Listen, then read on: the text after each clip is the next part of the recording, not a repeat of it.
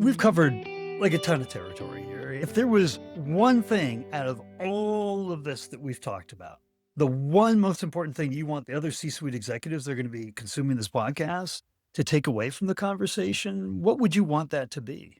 I would say, so it's interesting. I've been talking about and using kind of different terms. I think I started talking about pre-purchase preference like 4 or 5 years ago.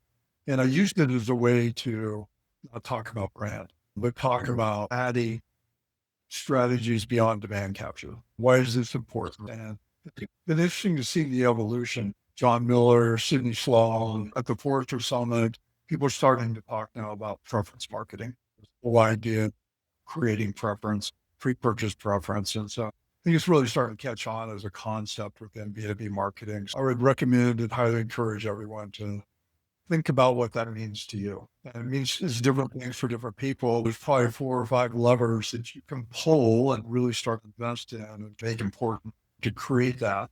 You also have to understand the metrics that represent that success. Unfortunately, nobody's going to tell us where we ranked on day one. We're not going to know, right? I would love if our sales team would ask that question.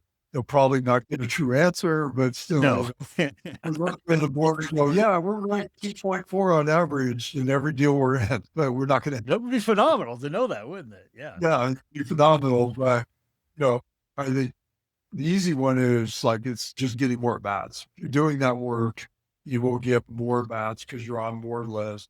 And then you can start looking at win rates and like all the things should flow from there, right? So really, it's a way to grow your pipeline and increase the efficiency of all the stuff you do to ultimately drive the outcomes.